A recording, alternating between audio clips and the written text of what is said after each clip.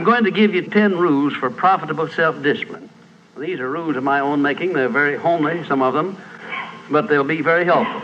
And number one is keep cool when other people get hot. I know you can agree with that one, but I'm not so sure that you'll always live up to it. We're inclined, all of us, to get hot when the other fellow gets hot. Say angry things when the other fellow starts saying angry things. I was in the home of the president of a big electric power company one evening when there came a storm, and he called up one of his head men to go out to take care of an emergency that happened as a result of that storm. It was on Sunday evening. The man was gone about 2 hours, and when he came back, he came up on the front porch of the home of this man and called him out on the porch, and I never heard a man get such a tongue lashing in all my life as this president of the electric power company gets. Says, you blankety blank blank, you think because you're the president of the company, blankety blank blank, and I'm just as good as you are, blankety blank blank. Oh, it was terrific. I only heard one side of the conversation because there was only one side of it. One man was doing all the talking, and one man was doing all the listening. And after this had been going on for fully 3 minutes, the other man ran out of wind and had nothing more to say.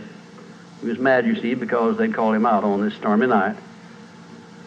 I heard the president close the door, and he came back, and he just smiled and said, why, the man was a little bit hot, wasn't he? That's all he said. A little bit hot, wasn't he? I expected any moment to hear fists begin to fly out there. But you see, there was a man who had risen to great heights of achievement financially, and he had done it by self-discipline in every respect. And he didn't propose to allow a workman who had been temporarily unbalanced by his anger to throw him off balance and make him stoop to that level. He just didn't propose to have that done. And you'll notice when you get into an argument with anyone, and you're apt to if you don't watch yourself, that if you just remain silent while the other fellow's blowing off his top, he finally gets to the point where he's got no more top to blow off. Then if you want to get in a few words of your own, that's a mighty good place to do it. It's a mighty fine thing if the words that you get in are not the kind of the words you've been hearing. In other words, if you say something back kind in return, it's far better for the other fellow and far better for you. It shows you to be the bigger of the two persons. Now, anybody can get mad and blow his top because of what somebody does or says, and that's happening all the time. But the truly big man, the man who is in charge of himself, he doesn't allow anybody to draw him down to that level of a street brawl or of an argument in harsh words unless he wants to do it.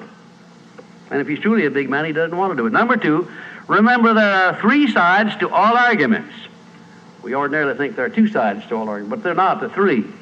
There's your side, there's the other fellow's side, and then there's the right side, which is usually about in the middle of the 2 viewpoints. Remember that when you get into an argument with the other fellow. Don't assume that he's always at fault. Maybe you're partly at fault too. Maybe neither one is totally at fault. The chances are, in all of the arguments I've ever heard, both parties were partly to blame in one way or another. I have never yet heard an argument where one party entirely was to blame, although I suspect there are such arguments at times. Number 3, never give directives to a subordinate when you're angry. If the matter is urgent, then cool off quickly. Number 4, treat all people as nearly as possible as if they were rich relatives from whom you expected to be remembered in their will. Now that's a good one. That's a honey. That is a honey. If you just do that, treat all people as if they were rich relatives from whom you expected to inherit something at their death. And you can do that. You know, if you had a rich relative that had $1 million he was going to leave to you, or you suspected he was going to, it wouldn't make very much difference what he said or did. He would never throw you off balance. You'd never talk back to him, would you? Of course you wouldn't. You'd be quite silly if you did. Keeping quiet for $1 million seems to me to be a very easy price to pay.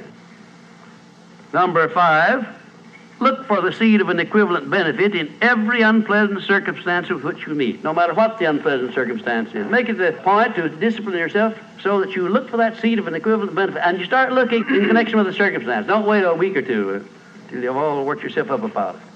Start right in where you stand. It'll lessen the blow. It'll lessen the hurt of the wound, whatever it happens to be, if you start looking for that seed of an equivalent benefit. And number 6, learn the almost forgotten art of asking questions and then listening to the answers instead of getting the other fellow told off. It gives you an awful lot of satisfaction when you're angry to get the other fellow told, doesn't it? And the temptation is very great to do that. I know, because I've been there many times. Don't do it. Be bigger than that. Listen to what the other fellow has to say, and then when somebody makes a statement that you're not sure about, learn to ask this one question. It's one of the most important questions in life. It'll serve more purposes than any other short question that I can think of. When somebody makes a statement that you're not sure about, or that you doubt, or that you question, ask a 4-word question. How do you know? And then wait for an answer and see him squirm. Oftentimes there is no answer. People make wild statements that they can't back up. And instead of getting into an argument and making an incident out of the matter and getting yourself worked up into an argument, let the other fellow stew in his own fat by putting him over the barrel. But that question, how do you know? I had a clergyman in my class once who was very, well, I just don't know exactly how to describe him. He was a fanatic, you might say, on the subject of religion. And he was sure that he knew exactly what was going to happen to me after death. He said so in no uncertain terms. Not in the class, but in a private conversation. And he raved and ranted for quite a little while about it. And when he got through, I said, how do you know, Parson?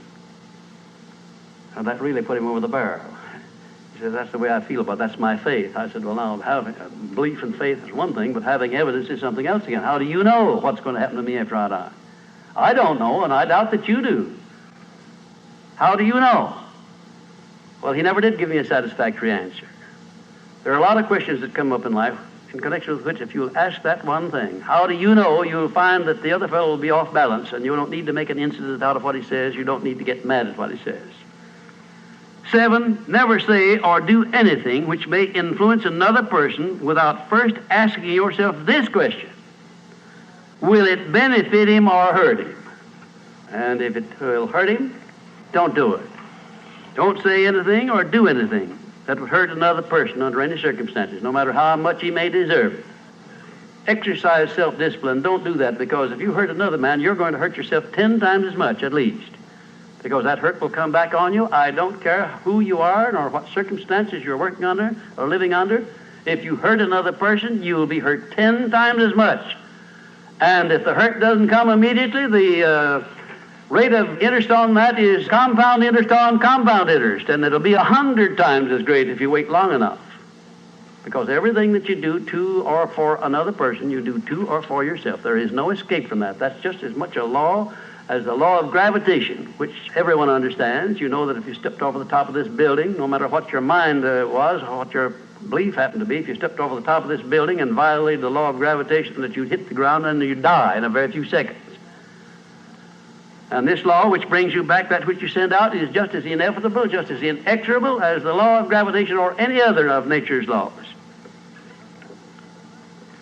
Number 8, learn the difference between friendly analysis and unfriendly criticism.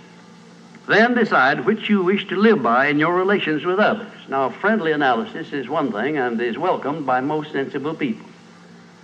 I don't object to friendly analysis of anything that I do, even though it's very unfavorable. If it's friendly analysis, I like it, because I can improve by it. But if it's unfriendly criticism, very obviously unfriendly criticism, and not analysis, well, then I resent it. I wouldn't be human if I didn't. How can I tell whether it's friendly analysis or unfriendly criticism? How would you go about telling? A lot of ways you can tell. You can tell by your relationship to the person who's making it, whether it's friendly or unfriendly to begin with. If it's an enemy, obviously I discount it right off the bat, because you almost know it's going to be unfriendly criticism. I can tell also by the tone of voice in which he does it, by the manner in which he does it. Because a man who engages in unfriendly criticism generally uses a few epithets along with it that clearly indicates that he's biased. If you have self-discipline, you're not going to be influenced by that kind of a person. And number 9, remember that a good leader in any calling is one who can take orders as cheerfully as he gives them. And number 10, last but not least, remember that tolerance in human relations is just as important as tolerance in the operation of mechanics.